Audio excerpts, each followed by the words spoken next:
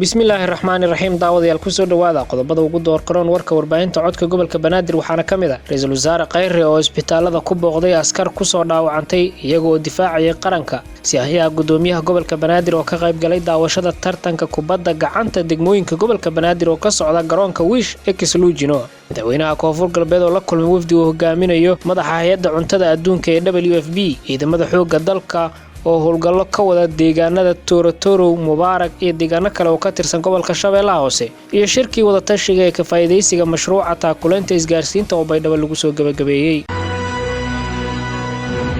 intaas daawadayaal waxay ahaayeen qodobadii ugu dooroonaa warka warbaahinta codka gobolka Banaadir iminkana waxaad u diyaar garowdaan warkii oo faahfaahsan aynu ku bilownay ra'iisul wasaaraha xukuumadda federaalka Soomaaliya Mudane Xasan Cali Khayre ayaa isbitaalka ku booqday askar ka tirsan ciidamada xoogga dalka oo shalay ku dhaawacmay weerar ay al-shabaab ku qaaday saldhigga ciidanku ay ku leeyihiin degmada Awdheegle ee gobolka Shabeellaha Hoose ra'iisul wasaare Khayre ayaa maamulka isbitaalka ka xog wareystay xaaladda caafimaad ee ciidanka naftoodayaasha ah ee ku soo dhaawacmay ilaalinta iyo badbaadinta nafta iyo maalka ummadda Soomaaliyeed dawladda Soomaaliya ayaa ciidamada qalabka sida u diyaarisay qorshe daryeel caafimaad oo dhameystiran waxaana booqashada ra'iisul wasaaraha xukuumadda Soomaaliya Mudane Xasan Cali Khayre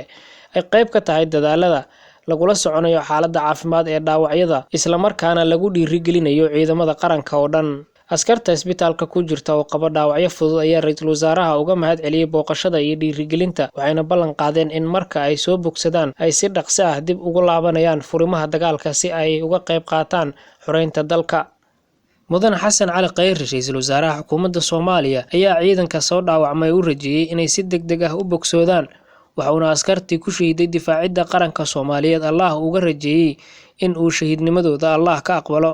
ugu dambeyntii ra'iisul wasaaraha ayaa guud ahaan saraakiisha ciidamada qalabka sida ee furimaha dagaalka jooga uga mahad celiyay dadaalada isdaba joogga ah ay ugu jiraan soo afjaridda kooxda al-shabaab oo qaybo kamid ah dalka ku sugan siyaaxiyaha gudoomiyaha gobolka Banaadir ahna gudoomiye ku-xigeenka maamulka maaliyadda ee gobolka Banaadir Mudane Ibraahim Cumar Mahadalle Ibraahim Dheere ayaa shalay galab waxa uu ka qayb galay daawashada tartanka kubadda gacanta degmooyinka gobolka Banaadir isagoo dhiirigelinaya tartanka kubadda gacanta oo muhiim ah kaasi oo ka socda garoonka Wish ee Kisluujino ee magaalada Muqdisho gudoomiye Ibraahim Dheere oo la hadlay warbaahinta ayaa waxa uu sheegay in tartanka kubadda gacanta uu yahay mid muhiim ah isla markaana la doonayo in la dhiirigeliyo sidoo kale gudoomiyaha ayaa waxa uu sheegay in maamulka gobolka Banaadir uu si lamid ah tartamada kale uu u dhiirigelinayo waxa ku faraxsanahay galabta in ka soo qayb galno ciyaarta kubadda gacanta ee ciyaarayaan Shangaani iyo Xamarweyne runtii gobolka Banaadir waxa ka go'an inay taageeraan garab istaagaan dhiirigeliyaan ciyaaraha Soomaalida waxay aad u jecel yihiin ciyaaraha isboortiga meel kasta oo aad martid dariiq kasta oo aad joogtid waxa arkaysaa dhalaan Soomaaliyeed oo ku ciyaaraya kubadda waxay qayb ka tahay isdhexgalka bulshada iyo nabadda iyo soo celinta kalsoonida shacabka Soomaaliyeed garoonkan aad arkaysaan waa garoonkii Wish waxaan ku sameynay dayactir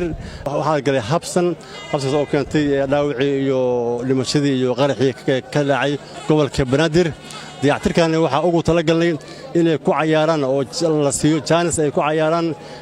dhalinyarada Soomaaliyeed ee xiiseeya kubadda sida arkaysaan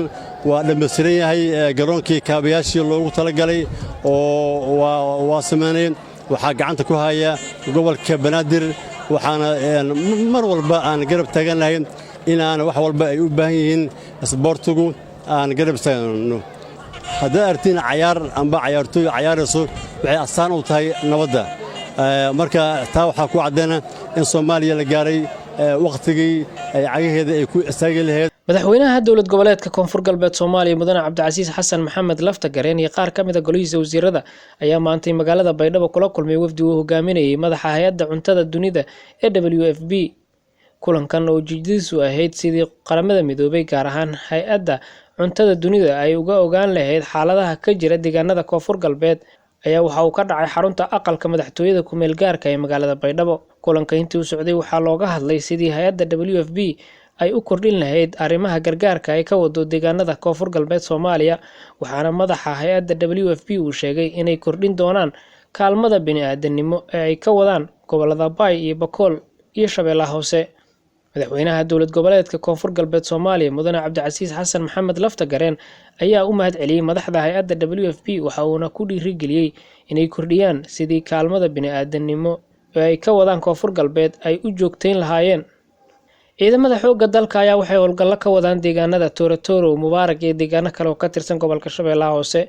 Gudoomiyaha gobolka Shabeellaha Hoose Ibraahim Aadan Najax oo la hadlay warbaahinta ayaa sheegay in ciidanka xoogga dalka xilligan howlgallo ay ka wadaan deegaanada Tooratooro, Mubaarak iyo kuwo kale oo Al-Shabaab ay dadka ku dhibaateyn jireen. Gudoomiye Najax ayaa sheegay in ciidanku gacanta ay ku dhigeen saldhigyo xarumaha Al-Shabaab ay lahaayeen kadib markii ay isaga carareen. waxa uuna sheegay in dadka degan gobolka Shabeellaha Hoose ee shacabka ah inay qayb ka qaadanayaan howlgalka iyagoo garab siinaya ciidamada xoogga dalka. Dhanka kale, gudoomiyaha degmada Awdheegle Maxamed Aweys Abuukar ayaa waxa uu sheegay in 70 ka mid ah meydadka Al-Shabaab ay yaalaan daafaha magaalada Awdheegle. waxa uuna sheegay in weerarkii shalay ka dhacay degmada Awdheegle in khasaare xoogan uu ku gaaray Al-Shabaab, taasoo muujinaysa meydadka yaala. ugu dambeyntii waxaa magaalada Baydhabo ku soo gabagaboway kulanka wada tashiga ka faa'iideysiga mashruuca taakulaynta isgaarsiinta kaasi oo socday intii u dhaxaysay 13 ilaa 15 bisha Agoosto sanadka 2019. shirkan oo ay soo qaban qaabisay wasaaradda boostada iyo isgaarsiinta iyo tiknoolajiyadda Soomaaliya ayaa dhawaan waxaa si rasmi ah u furay madaxweynaha dowlad goboleedka Koonfur Galbeed Soomaaliya Mudane Cabdicasiis Xasan Maxamed Laftagareen, waxaana maanta soo xiray gudoomiyaha baarlamaanka dowlad goboleedka Koonfur Galbeed Soomaaliya Mudane Cabduqaadir Shariif Sheekhouna Maye.